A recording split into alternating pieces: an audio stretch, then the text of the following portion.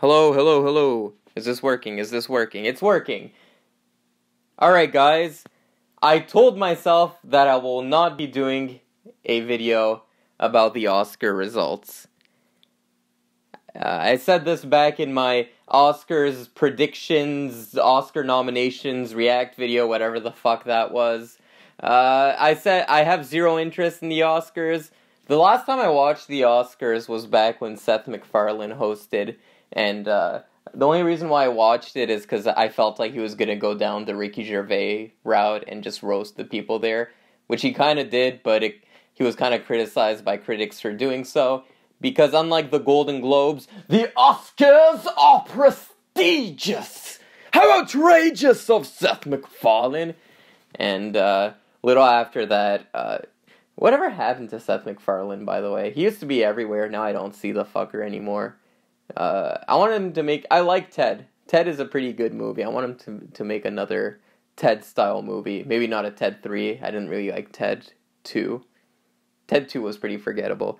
What am I talking about? Okay, guys.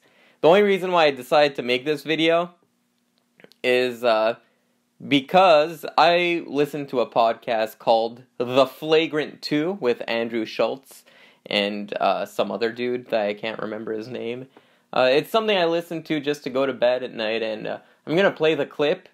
This is the clip that made me want to do this video. People are upset that Chadwick Boseman didn't win, right? How many people saw the Anthony Hopkins movie? The Father. I didn't even know that movie existed. I don't even know what Chadwick Boseman was nominated for. Black Panther? What was he nominated for? Sound of Metal. No. Ma Rainey's Black Bottom. Yeah. I mean, like, I don't even know these movies. Yeah. I have no clue. So people are getting, like, outraged about it. Be like, be honest, you didn't see any of them. None of us saw movies this year. Yeah. I wish I didn't. All right, so you can see from the clip, the thing that kind of got to me was the fact that Andrew Schultz said, the way he was talking about film was, he kind of didn't get it. And I thought it was just within my circle of friends who thought the same way as Andrew Schultz, and if Andrew Schultz thinks like that, and my circle of friends thinks like that, I'm starting to think a few people think like that as well. So the Oscar ratings went down a staggering 58%, which is pretty abysmal, because last year's Oscars was the least watched Oscars of all time. So you add upon that the minus 58%. Why am I going out of focus? That's not good. The things I do for this channel, fuck. Ugh. So, what was I saying? Yeah, the Oscars went down 58%. Last year was the least watched Oscars of all time. This year there was only about 10 million viewers. I'm worried that people draw the wrong conclusion. The producers of the Oscars draw the wrong conclusion. They're going to say, oh, it was the pandemic. The pandemic is the reason why the Oscars weren't watched. No, I don't think it was because of the pandemic. I think this was a trend, and right now we're just seeing the trend continue.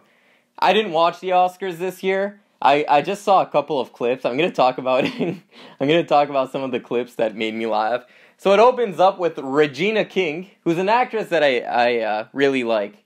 I liked her in Beale Street Can Talk. If Beale Street Can Talk, that was a pretty decent movie. So it opens with her walking, and it's pretty badass, and you got that Soderbergh kind of directing style going on, and she's walking, and it's all she's a strong woman, and she's walking, and I liked that aspect. If you're gonna make the Oscars different, make it more cinematic. It's a celebration of cinema, after all. I liked where it was going, and then she started talking, and boy, it wasn't good. It was your typical out-of-touch LA Hollywood celebrity talking down to the audience.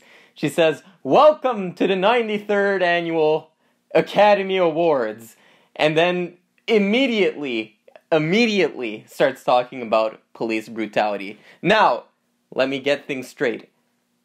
There is police brutality in the world. I don't know. I don't watch the news anymore. I kind of turned off all my news things in life. I just want to live like a freaking lumberjack in the middle of the woods. That's my new style of living. So I don't really follow the news anymore. Yeah, which is why I don't watch the Oscars, because it kind of defeats the purpose of not watching the news. But anyway, without even uttering the word film, she starts talking about police brutality. And then she talks about film. And then after that, this is the part that really got to me. She's talking about, I know you guys are at home and you're thinking, these Hollywood elitists, why do they get to be in a room with no masks on? Because a lot of people, when they heard that the Oscars were going to be in person, unlike the Golden Globes, that was their first reaction. It was like, oh, these elitists, they talk down to us. They sing, imagine all the people in their mansions as they try to promote awareness of COVID. And yeah, so she tries to she tries to justify it. She's like, when the cameras are rolling, we take the masks off, and when the cameras are off, we put the masks back on. And I'm like, okay, does COVID stop spreading when a camera is rolling? Look, a camera is rolling right now in front of me. Everyone, you may cough in my face. I won't catch COVID because the camera's rolling. Cough in my face, spit in my face. I'm into that shit. No, I'm not. And I'm just watching highlights, and there was like that part where people are talking about... the whole ceremony had a reoccurring theme of police brutality. Last year's overarching theme of the Oscars was Donald Trump. The year before that, it was like Oscar So White. Each year has like a different theme they go for, and this year the theme was police brutality. I'm waiting for the year where the theme is like film. Yeah, that's the year I'm waiting for. So yeah, and at the end it was a pretty abysmal ending apparently, because everyone thought Chadwick Boseman was gonna win the Oscar. So they put that at the end. Usually the final award is Best Picture, but they're like, fuck it, let's put Best Actor. It's gonna be a fucking beautiful ending. Pay tribute to Chadwick Boseman. And then Anthony Hopkins. And for those of you who don't know, Anthony Hopkins is an old white dude. So everyone's thinking that Chadwick Boseman's gonna win the Oscar, but no, intercepted by old cis white dude here. Which I'm not dissing. I didn't see The Father, but Anthony Hopkins is a class act, and he's one of the best actors who's ever lived. I love The Elephant Man, by the way. So yeah, it was just an overall disaster, and I kind of wish I watched the Oscars instead of watching it in snippets, because I'm sure there's a bunch of shit that I missed. I remember Frances McDormand, when she won the Oscar for 3 Billboards, she did like a cringy speech, so she probably did another cringy speech this year. Take everyone you know into a theater, shoulder to shoulder, in that dark space, and watch every film that's represented here tonight. We give this one to our wolf. Yeah, the Oscars is pretty It's not a good show, and none of these award ceremonies are perfect. The Emmys are pretty bad. The Grammys are pretty bad as well. I think the Oscars are the worst one, and it's really... I kind of have a love-hate relationship with film. Film is my favorite art form. I like everything about film. Film works on all of my sensors, you know? It's a visual art form, it works on my eyes. The music of the films work on my ears. Depending on the film, it might even work on my gonads. No, I'm not going to start talking about that kind of film. But film is my favorite art form. And, however, I find film is also intoxicated by the most cringy, uptight, elitist people, which makes me have a bit of a love-hate relationship with film. I wish, I get so jealous of my friends who are into music, because they have stuff like SoundCloud, which is a great outlet for independent creators, and even people who are into visual art. You go on Instagram and there's a bunch of independent artists just throwing their shit on Instagram. People like Beeple, or even street artists like Banksy. I feel like film kind of lacks that additional outlet to compete with the more mainstream outlets out there. And that's what makes me kind of dislike film. One of my favorite things to do when it comes to film is I take a friend who's really not into film, and I'll show him a ton of movies that have come out recently.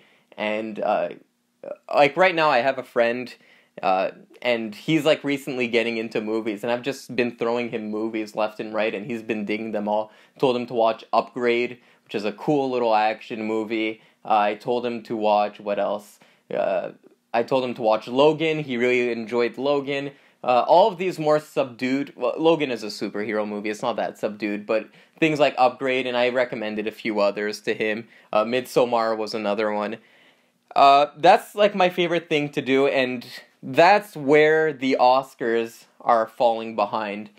The problem with the Oscars is that it's conflicted between traditionalism and innovation. Hollywood is inherently traditional, okay? You want that glitz and glamour of the golden age of Hollywood, where people are walking around in fucking top hats and smoking cigars, and they look back at the early days of Hollywood with rose-tinted glasses, and that's what the Oscars are. The Oscars are constantly paying tribute to previous years, which I don't mind. You have to have some respect for the past, but I find it's a crutch to innovation. There's so many innovative film out there, but it just gets sidelined by the Oscars. And the proof of that, this is my concrete proof that the Oscars don't reward innovation. Driving Miss Daisy won the Oscar in, I think, 1990. And then The Green Book won the Oscar in maybe 2018, 2019-ish. They're literally the same movie. The only difference is they did a racial switch, okay? In Driving Miss Daisy, the black guy was driving, and in The Green Book, the white guy was driving. But in that 30-year gap, it's like as if movies haven't evolved. And you can go back in history and think of that too. You can think of like movies that haven't won. You think of a year like 1980, where Kramer versus Kramer won over Apocalypse Now. And it's because the Oscars are so uptight when it comes to innovation. There's plenty of innovative movies out there. Even this year, I would have loved to see something like Vast of Night get nominated for something, if it was soundtrack or something like that. But of course, Vast of Night is never going to get nominated because it's an indie, science fiction, dialogue-heavy film. And the type of movies the Oscars recognize as real film is these historical dramas that deal with racism. It's always the same fucking thing, and it makes film look regressive rather than progressive, which is the complete opposite of what the Oscars are trying to go for. And in that clip from The Flagrant 2 that I'm talking about, that's exactly what's happening, because those two guys are just your average film goers. They don't realize that very innovative film is coming out. Look at a movie like I'm Thinking of Ending Things. Netflix didn't even bother trying to do an Oscar campaign for that film because they knew who the fuck is gonna want to nominate this. This movie is too weird. It's an abstract film about anxiety and ADHD, not ADHD, but just like anxiety, and it's like that typical Charlie Kaufman style. It's never gonna get merited by the Oscars. And that's kind of a shame. The one year I feel like they got the right choice when it came to Best Picture was the year Birdman won. Birdman was a very experimental film by Oscar standards. It was a meta film, all shot to look like it was one take. That was an innovative film. And I feel like when that movie won, I don't know, this is anecdotal, this is in my personal circle, A lot of people were talking, like, did you see that movie Birdman? What did the ending mean? What was that all about? Why was it shot that way? Why did it look that way? Didn't you find it ironic that Michael Keaton, who played Batman, was playing Birdman, and Edward Norton, who has a history of being an asshole, played an asshole? And people were talking, and even when a movie like, what's a movie I saw? Going back to Midsommar, that movie was very experimental and was pretty weird. But I remember everyone in my circle of friends was talking about Midsommar, and not everyone liked it. But everyone was talking about it, and everyone appreciated it to some level. And when I see a movie like Trial of the Chicago 7, I get it, it's Aaron Sorkin, he's well respected, but it's like, we've seen this movie before. This is the kind of movie that gets nominated every year.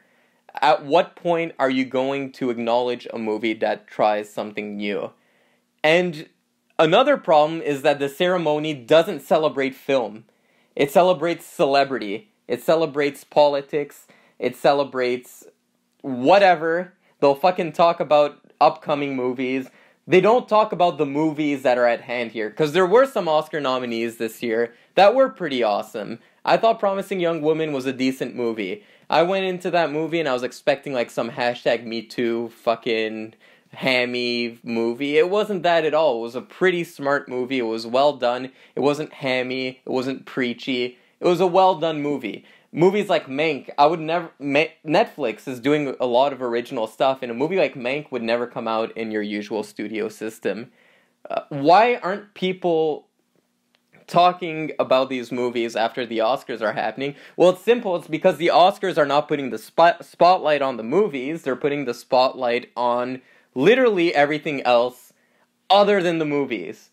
You're putting the attention on who's wearing who. If fucking Brad Pitt's wearing Calvin Klein, if Leonardo DiCaprio's wearing Christian Bale, or whatever the fuck they do at the beginning. Then you have the politics. Then you have the speeches. You have like some celebrity who's trying to promote veganism. Another one who's trying to promote the carnivore diet. Another one who's trying to promote the gluten-free diet. It's literally anything else but film. It's pretty much a disaster. That's one thing Billy Crystal... I think people, like, kind of overrate Billy Crystal. He wasn't that funny to me. But at least he talked about the movies. He would, like, parody the movies halfway through. And it made people interested in the movies. It's like, oh, what is he parodying? Let me go check that movie out. Here's how you fix the Oscars. Number 1, reward innovative film. You need to have more cutting-edge film out there. There is cutting-edge film out there, it's just it never gets nominated. Oh, here's another example of a cutting-edge film that got nominated this year. Feels Good Man was the best documentary by far. I saw the Octopus documentary. It wasn't all that in a bag of potato chips, okay? It was Grizzly Man with an octopus, and it was all shot on a GoPro. Again, not very innovative. Feels Good Man, pretty innovative. Like, it's a pretty interesting story. Sure, it's topical, but it's a very effective movie that I feel like will stand the test of time. Another movie from this year that I thought was good, that was eligible for the Oscars, I don't know if it was, I'm pretty sure it was Saint Maud. Saint Maud was a very terrifying movie, and a very well-acted movie as well. And that's another thing, too. If you reward more innovative films, things are going to fall in line. You're going to have more diversity when it comes to your nominees. I remember the year of Oscar So White. The year of Oscar So White, I think Tangerine came out, and I think Dope came out. Might have been a year before or a year after. But either way, look, the Oscars are not going to nominate these movies because Dope is a coming-of-age movie, and it's kind of a comedy, and it's kind of weird. And Tangerine is just a crazy batshit movie that was shot on an iPhone. But, I mean, it is diversity at the end of the day, and they are quality movies that deserve to be nominated. So I feel like if you reward innovation, by default, you're going to also have more diversity out there. Step 2 to fixing the Oscars, you make it about film. I would fucking straight out, if I was producing the Oscars, look, no politics allowed. I literally couldn't give a shit about a vegan diet. I think it's so boring. Why are you talking about food? I want to see Oscars, I want to see film, I want to see what these artists have to say about their craft. I don't care about the food or the vegan diet or whatever, the animals. I don't care. Step 3, and this is the fucking sadistic bastard in me. I would just keep the Oscars as is and wait till it fucking crumbles, okay? I was talking about this with my friend, and there's a problem when it comes to diversity in film. And I'm a huge promoter of diversity in film because the more diverse creators you get, the more diverse film you get, the more diverse film you get, the more different experiences you get. And that's what you want, ultimately. You want to feel different things when you watch film. So that means you want people of color to make film, you want women to make film, you want Republicans to make film, you want people from other countries to make film. Now, the way things are working, they're trying to increase diversity by putting it through LA. So every film that's coming out, even if it feels a bit more diverse, is still coming out of Los Angeles, is still coming out of Hollywood. I say we decentralize film, and we make it so that film is accessible from everywhere. Everywhere can make a movie for the same opportunity. And that's kind of what Netflix is doing, and that's why I think Netflix is interesting, is that not all their movies are like LA studio system. Like, you can go on Netflix and watch some movies from around the world. I watched a movie from Cameroon with my friend. They're really doing everything, you know? So yeah, everything is coming out of Los Angeles, and everything kind of has that Los Angeles feel. And I'm kind of sick of it. I want film to come from everywhere. I don't want Hollywood to make movies about racism. I want to hear from people who are actually in these neighborhoods what they have to say. I want to put the cameras in their hands instead of it having to go through a stupid Hollywood system. Let's burn Hollywood to the ground. Let's let them keep doing what they're doing, because obviously they're not going to fix anything. Let them run themselves to the ground, and hopefully a new Hollywood can rise and at least give Hollywood a run for its money. Okay, maybe this new Hollywood can be like, I don't know, in Georgia. Maybe it can be in Canada. That would be dank. I love Canada. It's my home country. It's close to the fields. No, it goes back to me saying, you know, I just hate, I love film, but I hate film so much at the same time. I wish that we can just find a way to make film a little less elitist. Yeah. This is why I don't watch the Oscars. My blood pressure rises. I get bad GI upset and blah. That's my video on the Oscars.